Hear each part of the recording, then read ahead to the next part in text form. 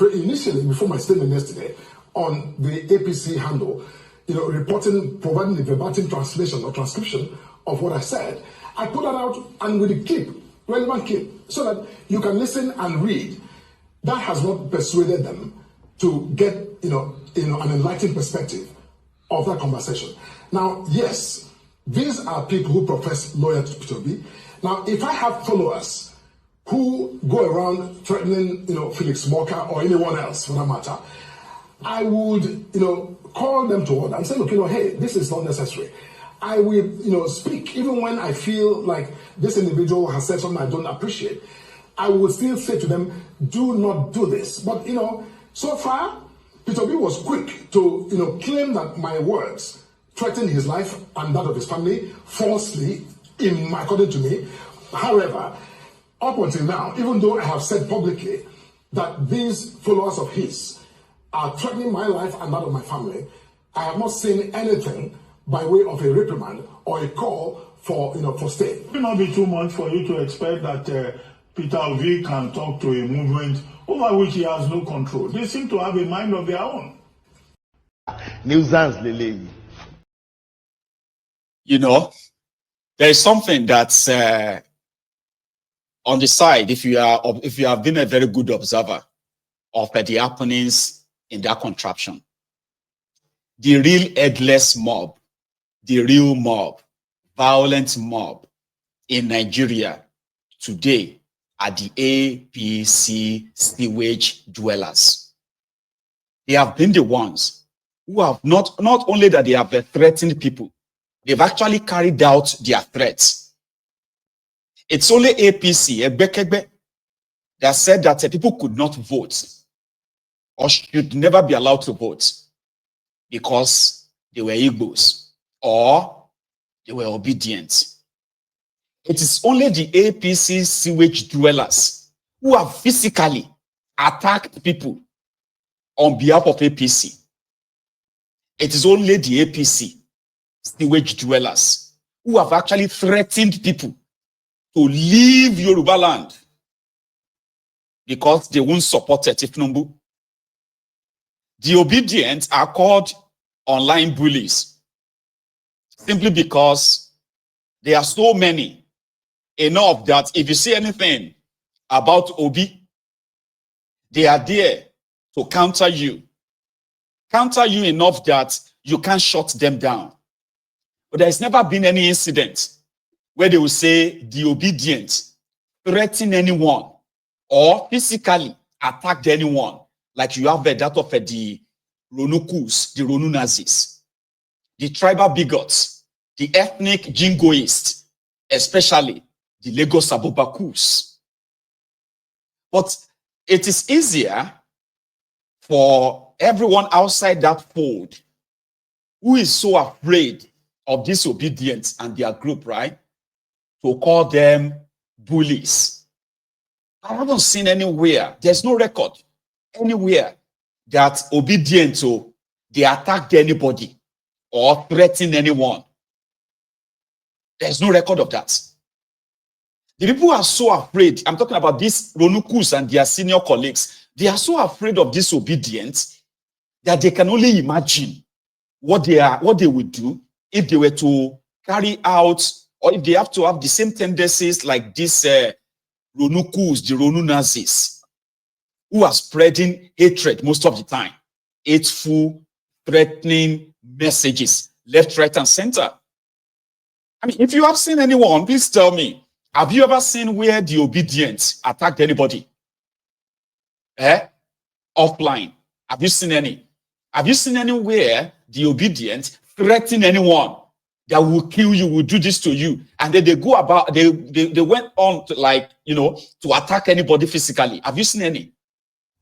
But I have seen where those who are associated with APC, Egbekegbe, violently attacked people that they considered their enemies politically. I mean, we just talked about Edo State right now. That is their modus operandi. They will physically unleash terror on you, then turn around and begin to act like they are the victims. They will threaten you that, you see, I mean, they are still doing it anyway. They are still doing it. 2027, you will see what we do to you. You will see what we will do to you. The obedient are pretty much like, yeah, they are online. They have this huge online presence.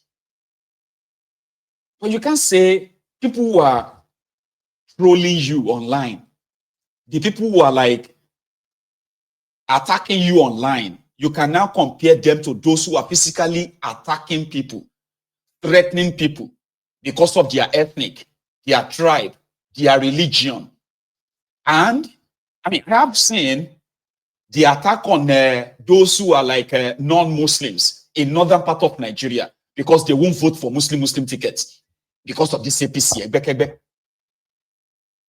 But it is so easy that then they will now push, they will now say, Peter Obi can control the obedient. They want Peter Obi to come out and tell the obedient to slow down. Please don't criticize them again. Please don't say anything again. But nobody has ever called on Tinubu to come and address the Ronukus that are threatening people because of their tribe, because of their ethnic. Nobody has ever called on Tinubu. Even though there was a time that they managed to pressure this Obi, this was at the early stage, to pressure Obi. Every time they will be asking Obi to talk to the obedient. Please talk to this obedient. They are abusing everybody. They are criticizing everybody. They every small thing. Once they disagree with you, they will be abusing you. Abusing you online cannot be compared to those who are actually threatening and carrying out threat on people, attacking people, burning people's shops in defense of Tinubu. Nobody has ever said Tinubu should come out. You understand? Like Tinubu should come out and talk to his supporters. I have never seen that. Have you? So, and it's very true. Obi doesn't even control the obedience. Obi himself is not spared. Every time he kind of like misstep, the obedient always tear him. They will tear him into like, oh, now obedient will come, they talk to themselves and say, hey, everybody calm down. And you don't understand what Obi meant. What Obi is trying to say is that, let us calm down. No, they know they spare Obi himself. Because all they care about in their belief is that if Nigeria works, it is for everyone. Now everybody will benefit. So they claim that they want a working Nigeria. If Tinubu can make Nigeria work, yeah, they are fine. But you cannot be destroying the lives of these young people and then expect yourself to be kind of like barricaded and protected from them because of your party difference. It is their life that you are destroying. It is their future that you are mortgaging. So if you are still kind of out there jumping up and down and be claiming to be APC, PDP, obedient, this and you know what I mean? You are just as foolish as those who are enslaving you. So to disobedience, their own belief is that a working Nigeria is a better one for everybody. If it is not working, then everybody go collect. So if now Obi come out, they try to romance nonsense. They don't spare him. They don't. But you see, when these guys, whenever they touch, and also don't touch Obi, that is also the kind of the motto of the obedient. In all your madness, don't touch Peter Obi. Don't say any nonsense about him. We will come for you. All right?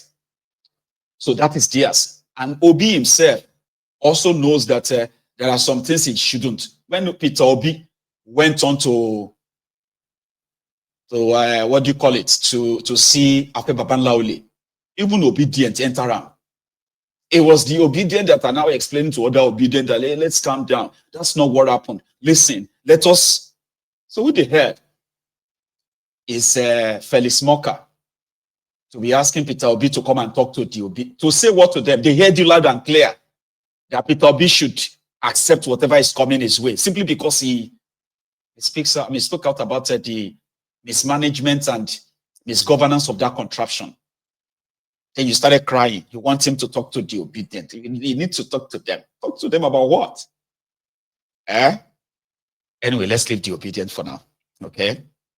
Do you know that it's been, it's been how many months now? 20 months. Yeah, it's about 20 months that Tinubu hijacked power in Nigeria. All right. And the damages they have caused is so monumental that you are never going to recover from that in decades to come. No, because so, just give it time. Maybe you will come to that reality as well soon. Do you also know that it's not just those of you in that contraption that has been under this level of, illegitimate government and its absurdity? Yeah. Donald Trump is yet to take office. Do you know that he has already started appointing his own, what you can call the ministers and key, the key figures in his administration that is yet to come on, including ambassadors? It's been 20 months, almost 20 months now, that Tinubu hijacked power in Nigeria. And up till now, he is yet to actually appoint ambassadors who are supposed to be the ones to represent Nigeria in all this part of the world. So those of us in the diaspora, if we have any issue, we're supposed to actually be like, go to the ambassador, and the ambassador should be our, unfortunately, nobody they really matter per se, there are those who are waiting to be appointed ambassadors. But Tinubu seems not to be keen on that. So his own foreign minister had this to say that, yeah, he will do it whenever he wants to do it. I'm not the one that is empowered to appoint ambassadors. Of course it's not. The president of the Federal Republic of Nigeria. Yes. And he will do so when he deems fit. Now, it does not mean that our missions are not running or they're not operating. We have 109 missions consisting of embassies, full embassies, as well as consulates around the world. In all of these missions, you have diplomats, okay, of different ranks. So in certain places, you actually have ambassadors, people that have risen to the level of ambassadors that are running these places. Okay, it just means that they have not presented their letters of credence. Right. They are not accredited as ambassadors. And you also have other, because an embassy or a mission is a microcosm of the Nigerian government. So you also have immigration officers, you have people from the defense section, and so on and so forth. So they continue to run these embassies. Yes, and don't forget that I was an ambassador in the previous government under the Buhari administration. I was posted out as ambassador in August of 2017. The government came into office on the 29th of May 2015. So this is still shorter. Right. Now we're talking, it's not even as long as it took to appoint ambassadors under the previous administration. I'm not saying that let's not we have to take that long, but I'm just putting it into context. But can you see why? I mean, it's over a year. Can you see why some would say it sort of shows somewhat unserious government? Do you see why it's important to do that? I mean, you're not the president, but you're the Minister of Foreign Affairs. Well, I don't think it's entirely fair to describe it as, what did you say, unserious? I don't think that's fair. We have all sorts of challenges. Right. This administration has come in to face a countless number of challenges, multi-sectoral, in different sectors, because of things that should have been done over the years, that including economic reform, that has accumulated.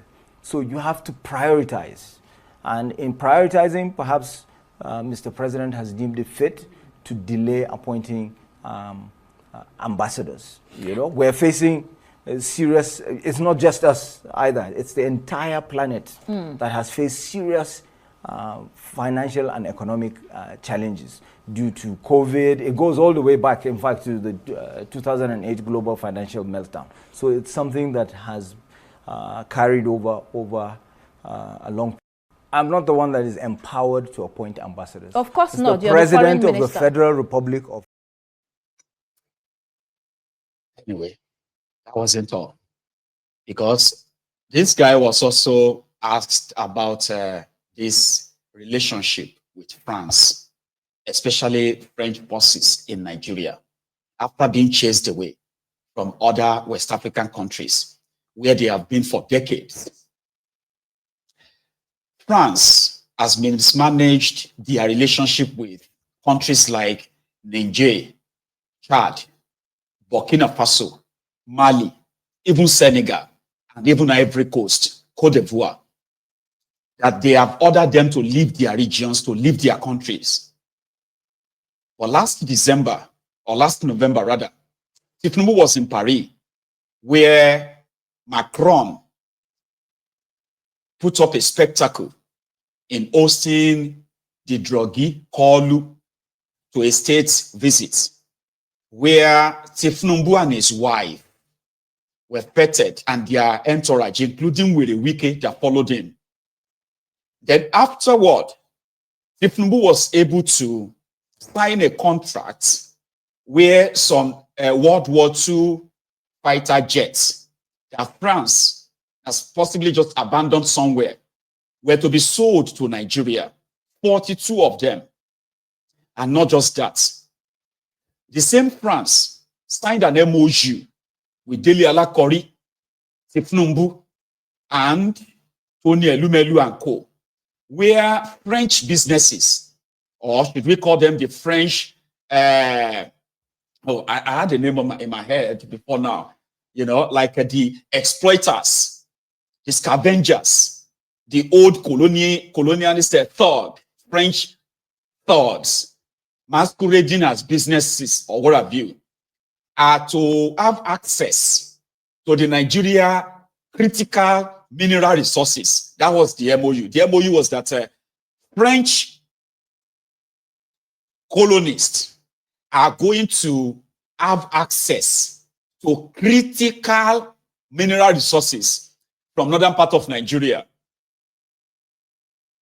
And in return, France would give 300 million euro in the next 2 years to charities in Nigeria, a charity of choice. Tinubu will choose who and who should collect the money. It can tell them who to give the money to and what to give the money to, including art and culture, organizing, you know, like concerts, paying for art display, something like that, that will be sponsored by France.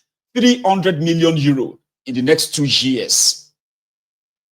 But Tinubu and his gang continue to sort of play down.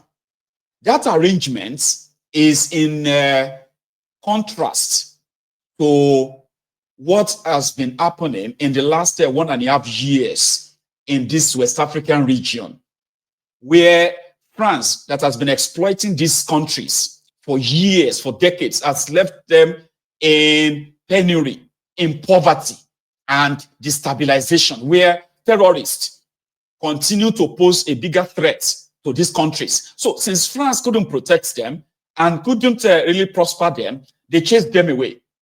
And that is the France that Tinubu is now romancing. Something that the neighboring countries believe that France is on the verge of setting up a base in Nigeria so as to further destabilize their countries. Something the Tinubu and his regime continue to deny. And according to this Taga guy, this Yusuf Taga, he said, Nigeria is a sovereign country. It's a sovereign country. It's an independent country. No country should tell us who to relate with or not, in his own words.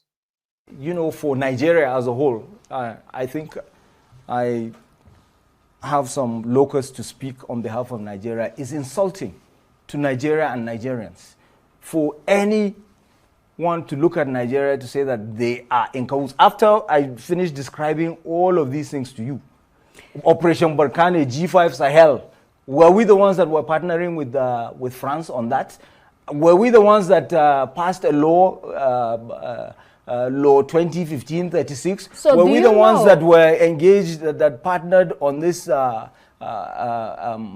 arrangement that criminalized migration, that securitized the Sahel region? So no. one of the reasons why that question comes up again is because of the renewed what I would like to see and partnership what I would like with to France? see what I would like to see is journalists like you and certain Nigerians that have been whipping up this position of a minority and certain people that spoke out in third countries, to actually look at how they are allowed to actually even come out to speak, to criticize Nigeria or to make these spurious allegations. The country that they are trying to defend, the Niger, at the moment, the way things are, you cannot even come out to speak.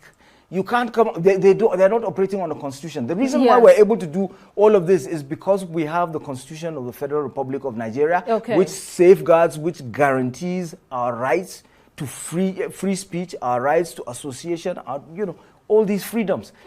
So, I would like to see us speak for Nigeria for a change, so instead of always speaking for governments, regimes that do not even have a constitution to protect their people. Their own people cannot even come out to criticize the government. That's why you are here, Honorable Minister. We keep on going on with this, attacks on our own government, on ourselves. Honorable Minister, you are here to make clarifications. Which is what I'm doing. Official. So you haven't answered the question.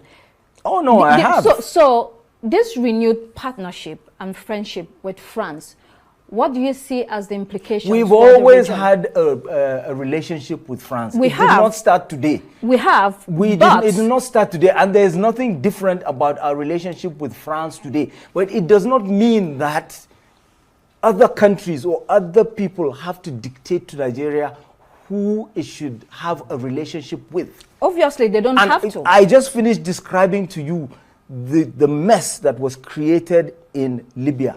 We cannot tackle the issue of insecurity in our region simply by a partnership or by being friends with the Sahelian countries. Even if you do that, you still have Libya to contend with. I just finished describing to you the weaponry that is being churned out of Libya, training, fighters, the terrorists, the criminal gangs, and so on and so forth. So to solve Libya, we need a relationship with France. We need a relationship with the United States of America. We need a relationship with Russia. We need a relationship with all of these major powers. Okay, that is how we can solve. So you cannot say that, oh no, Niger, Burkina Faso, and Mali have decided after all these years they no longer want to have anything to do with France. Therefore, Nigeria must be compelled. And meanwhile, Nigeria is the senior partner in the relationship to begin with. That then, because they have decided they don't want to have a relationship with France, therefore they must dictate to us and we must comply. We should no longer have any relationship with France. It's short-sighted, it is myopic, and it is not in Nigeria's national interest. So those which is something that President Tinubu, myself, and everybody in government or in public office from top to bottom has sworn to protect the Constitution of the Federal Republic of Nigeria. And so, that is enshrined in our Constitution. I just finished talking to you. I'm not saying that you cannot challenge Nigeria's Constitution. There's a way to go. Nuisance, Lele. These are the madmen in charge of that contraption. These countries are not saying that Nigeria should not have relationship with France. This is the manipulation tactic, deflection that they will always use for the gullible idiots that listens to them. The countries are not saying you shouldn't. They are pointing out the double standard, the double-faced, the criminality of France, the culpability of France in fueling the instability that they have suffered. Until like 2 years ago, they didn't have much problem with France. It was like a manageable relationship. Nigeria doesn't need France to fight terrorism. What Nigeria needed is the regional collaboration which somehow has been sort of, wrought with insincerity on these other countries too. Okay? France has been in the Sahel for more than 40 years. They have been there. They have overseen the installation of government and as well as the removal of government in that region for decades. France has been involved in the escalation, the increase in the act of terrorism in that axis for decades. The president of